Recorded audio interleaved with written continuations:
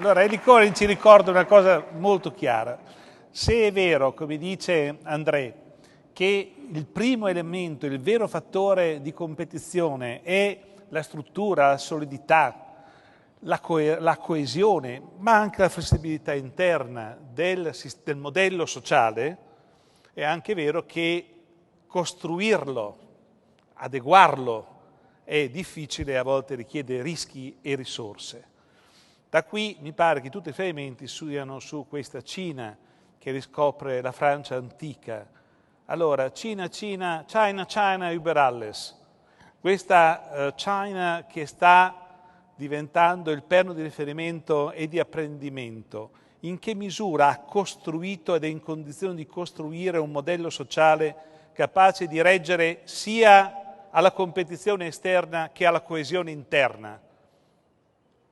Anche alla coesione interna. Professor Lin. Well, it's quite an honor to be here, and I'd like to say I'm also most delighted to be here. Because this morning when Professor, do you hear me? Yeah, credo che dobbiamo avere l'altro microfono.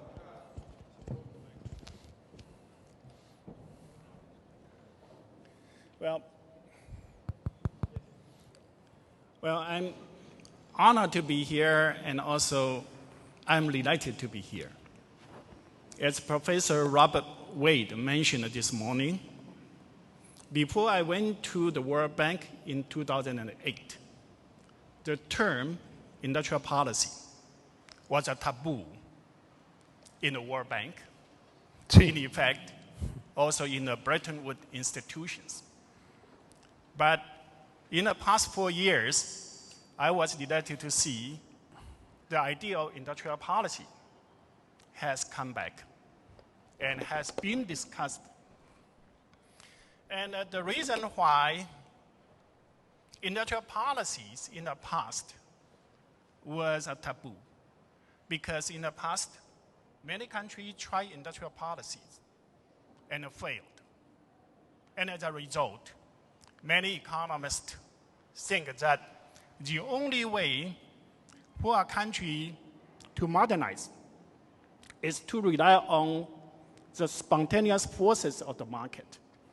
And that was the ideas of Washington Consensus. However, the facts, I'm sure you all know, that many developing countries, or even the high-income countries, follow those kind of laissez-faire, spontaneous forces. Their economic performance were even worse than they used to be. And so it's a time for us to reconsider industrial policies. And especially if we look historically, all the successful countries have followed industrial policies in various stages of their development. And even today, the successful high-income countries continue to practice the industrial policy, on the one hand. And on the other hand, the developing country, although they failed so much in the past, and received so many advices from Washington, D.C., but most countries continue to play certain kind of intervention. So it's very important for us to get a better understanding how to make the government industrial policy have a higher opportunity of success. And in effect, when we discuss about whether European country will be a solution or a problem, also very much depends on how the government policy is going to shape the incentive, the forces in the coming years. And I would like to propose, when we discuss about the role of the government, we should go back to Adam Smith. But when I say we go back to Adam Smith, it does not mean we should go back to the wealth of the nations. I propose we go back to an inquiry into the nature and the causes of the wealth of nation. I think an inquiry into the nature and the causes, in effect, is more important than the wealth of nation, the conclusion itself. And we know that if we look into the nature of the modern economic growth, in effect, it's a process of continuous structural changes in technology, in industrial structure, in economic and social institution. And for this process to occur continuously and dynamically, certainly, we need to have market competition in order to allocate resources to the best users, and also provide the incentive for people to be innovative in order to be more profitable than others. That certainly is important. But since it's a process of continuous structural changes, we also know there are many things individual actors in the market cannot overcome. Because if you want to move into the new industries, or if you want to innovate new technologies, or to have in social economic institutions, you need to coordinate many players in the financial sectors, in the education sectors, and in the infrastructures, unless the government provide the coordination. Otherwise, those kind of spontaneous forces will be either too slow, cannot meet the demand of the job for young people, or they will never happen at all. So that's one reason why we need to have the government to be there.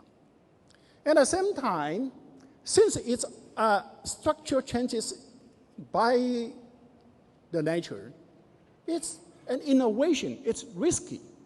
You need to have a first mover. Unless you provide some incentive to the first mover, allow them to compensate for the risk they involve, and allow them to retain certain profit of their innovation. Otherwise, everyone wants to wait until other people innovate and they can imitate. That is also the reason why we need to have the government there. But as I said, in the past, most government industrial policy failed. It's not because they did not have good intention.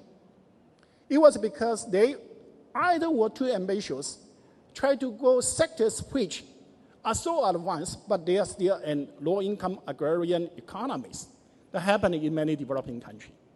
Or in a high-income countries, sometimes, for the purpose of job creation, they wanted to protect sunset industries, and which cannot compete anymore. I think those are the reasons why they failed in the past. And also, because for more than 30 years, we did not study industrial policies. Even the government tried to intervene, they did not know how to do it. And so they don't have focus, they are not selective. And I think that to be effective in the modern times, no matter it's in the developing countries and in European countries, I think there are certain principles we should follow. And this principle will be just a synthesis of two previous remarks.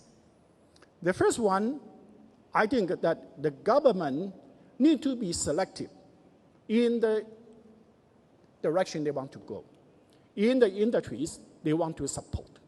Because for any country to be competitive in the modern time, they need to rely on specialization.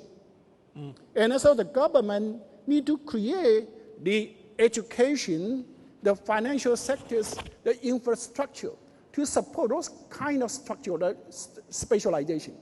Otherwise, the activity will spread too thin into many areas, and it will never be successful.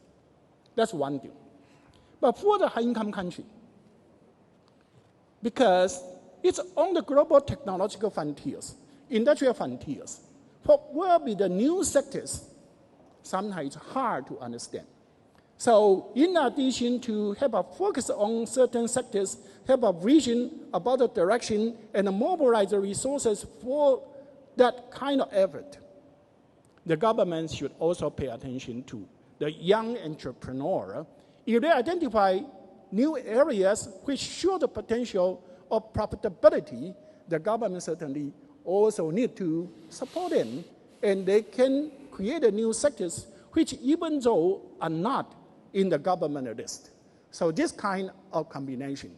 On the one hand, focus on education that will support the vision, the financial resources that will support the vision, but at the same time should not neglect the possibility of spontaneous self-discovery. Thank you. Grazie.